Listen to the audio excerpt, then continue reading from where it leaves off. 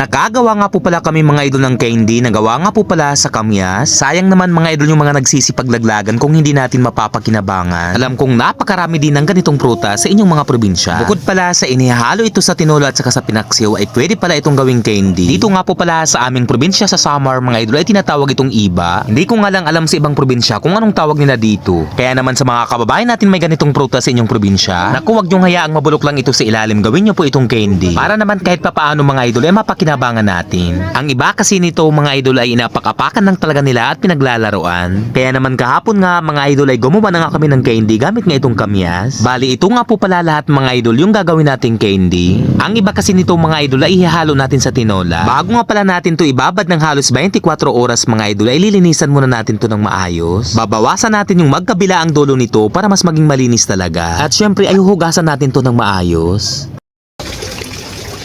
Iisa-isahin mong tutusokin sila ng tinidor mga idol para mas madaling lumabas yung katas kapag maisa lang na sa kawali. Kapag maglalagay nga po pala kayo ng tubig, dapat lubog na lubog talaga yung Kamyas. Maglalagay nga po pala tayo dito mga idol ng apog kapag ibinababad nga itong Kamyas. At sa mga walang alam, itong apog nga po pala yung ginagamit sa nganga. Pero kung wala kayong apog sa inyong bahay, ay pwede naman kayong gumamit ng baking soda. At pagkatapos ay ibababad natin to ng halos 24 oras bago natin gawing candy. Kinabukasan nga mga idol ay iisa-isahin mo na nga itong mga Kamyas na nakababad. Para naman kahit papaano ay mabawasan nga yung kanyang asim. Puting asukal nga po pala mga idol yung gagamitin natin dito sa medyo mainit na kawali. Lalagyan mo siya ng katamtamang tubig hanggang sa ito ay matunaw.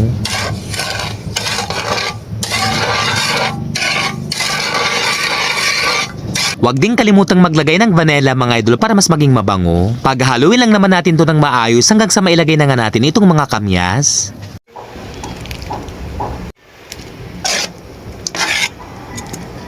Bago ko nga pala makalimutan mga idol ay nakapaglagay nga po pala tayo dito ng kunting asin. O diba mga idol, napakasimple lang gawin at napakasimple ng mga sangkap. Makakagawa ka na agad ng masarap na candy. Automatic na lalabas nga po pala dito mga idol yung kanyang sariling katas. Kaya kung mapapansin ninyo mga idol ay nagkulay puti na nga yung kanyang sabaw. Wag lang masyadong malakas yung apoy mga idol para hindi siya masunog at pumait yung lasa.